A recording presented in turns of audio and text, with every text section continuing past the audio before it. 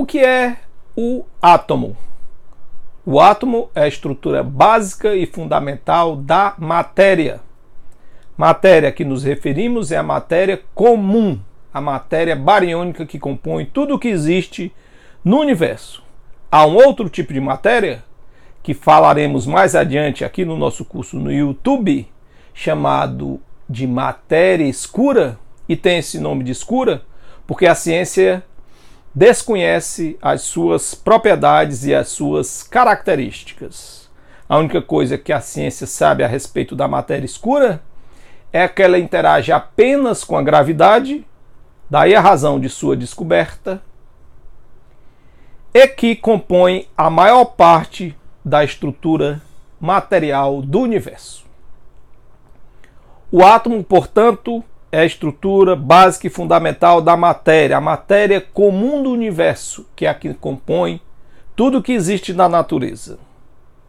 E essa descoberta é uma descoberta fundamental para o progresso da ciência, assim como foi a descoberta de que os organismos são estruturados a partir de uma estrutura comum, também básica e fundamental, as células. Uma planta ou um animal são compostos por estruturas básicas e fundamentais às células, a estrutura comum aos organismos vivos. E a estrutura comum à matéria do universo é o átomo.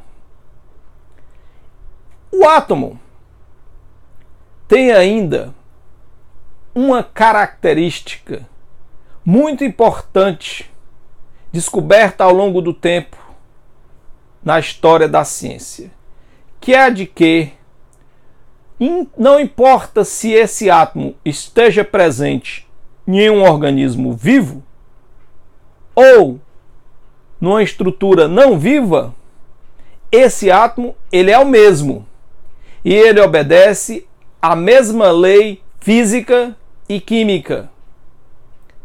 Por exemplo, o carbono que existe no interior do meu corpo, ou na grafite do seu lápis, ou no diamante na joia da sua esposa, ou numa árvore, ele é o mesmo. As suas características físicas e químicas e as suas propriedades físicas e químicas são as mesmas, embora compondo uma estrutura viva ou não viva. E eles obedecem às mesmas leis, são governados pelas mesmas leis físico-químicas. Não existe um livro de física que explique o comportamento dos átomos da matéria viva e um outro livro de física que explica o comportamento dos átomos da matéria não viva.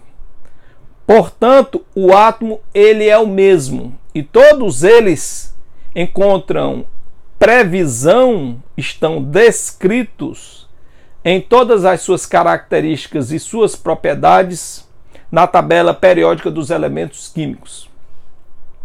Outra descoberta fundamental na história da ciência é a de que não existe um átomo extraterrestre. Isso significa que os átomos são estruturas comuns e universais no universo.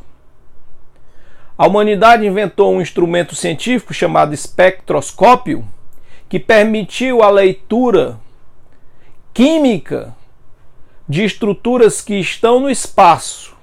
Uma estrela distante, por exemplo, através desse instrumento científico, pode ser lida em sua composição química. E se descobriu que as estruturas que compõem essas estrelas, os átomos, são os mesmos dos que existem aqui na Terra e dos que são previstos na tabela periódica. Não existe em uma estrela distante um elemento químico diferente, um outro nome, um elemento químico, um átomo que não encontre previsão, que não tenha sido capitulado pela ciência. Tudo que existe no universo, no espaço, em uma estrela a milhões ou bilhões de anos-luz da Terra, em uma galáxia distante, em um outro planeta, mesmo fora do sistema solar ou fora da nossa galáxia, em um asteroide distante, em um cometa, em uma nebulosa planetária, todos os átomos que compõem essas estruturas, eles são conhecidos e são os mesmos dos que existem aqui da Terra, obedecendo às mesmas leis físico e químicas. E essa descoberta há de ser comemorada, porque é uma descoberta fundamental para a história da ciência. E essas três descobertas juntas podem ter uma implicação significativa, podem significar uma coisa muito importante para a gente. A descoberta de que tudo o que existe da natureza é composto por uma estrutura básica e fundamental, o átomo.